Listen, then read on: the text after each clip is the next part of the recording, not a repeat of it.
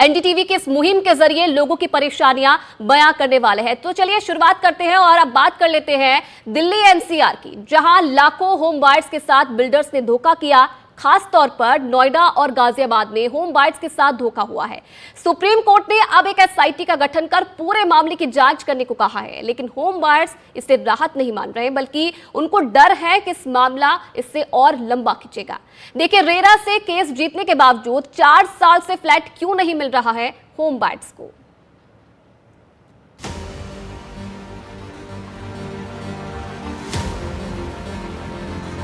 Rajnagar extension के star Rameswaram का ये प्रोजेक्ट पिछले कई साल से लटका हुआ है। होम बायर्स का पूरा पैसा जा चुका है, यहाँ तक कि रेरा से कई लोग केस भी जीत चुके हैं, लेकिन फ्लैट्स अभी तक नहीं मिले हैं। हम में से बहुत सारे परिवार रेरा से जीत चुके हैं। रेरा में भी हमारे लोग जाते हैं, मिलते हैं, कहीं कोई सुनवाई नहीं है। हमारे लोग ऑफिस से छुट्टी लेके रेरा पे पहुंच रहे हैं।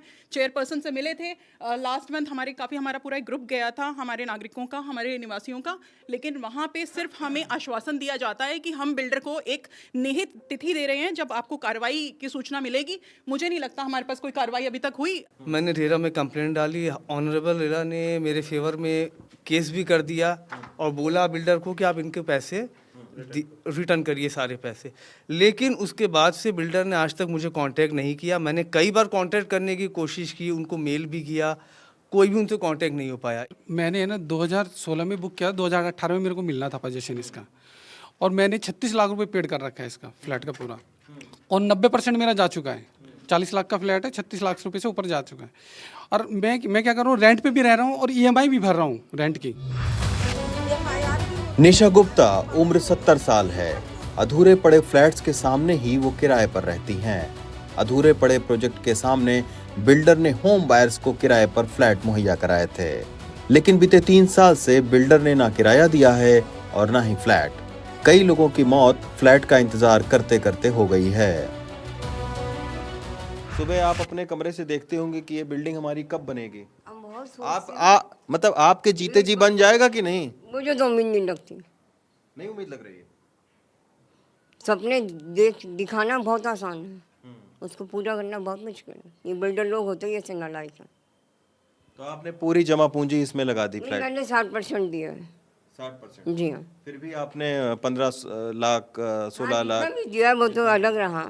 जब 60% दिया तो उन्होंने हमें रहने के लिए फ्लैट दिया है। एग्रीमेंट किया था हमारे से, और जब मतलब हमारे एग्रीमेंट में लिखा है कि जब तक पोजीशन नहीं मिले, पोजीशन आपको मिल जाएगा, तब तक ये फ्लैट आपके पास रहेगा।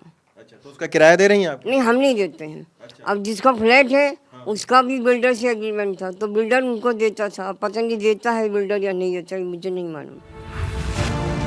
राजनगर एक्सटेंशन ही नहीं, ग्रेटर नोएडा तक में सुप्रीम कोर्ट ने कई प्रोजेक्ट को टेक ओवर करके दूसरी पार्टियों को इसे बनाने के लिए कहा है, लेकिन उसके बावजूद फ्लैट्स मिलने में देरी हो रही है।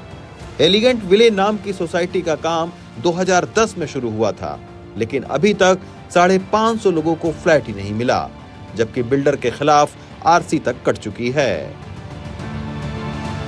रेरा से आरसी इशू हुई है, रिकवरी सर्टिफिकेट इशू हुआ सितंबर 2021 में, और वो जो सर्टिफिकेट है वो डीएम के पास गया। डीएम ने उसको आगे फॉरवर्डिंग किया। मैंने भी कम्युनिकेशन किया डीएम को भी और बिल्डर को भी, बट वहाँ से कोई रिप्लाई रिसीव नहीं हुआ।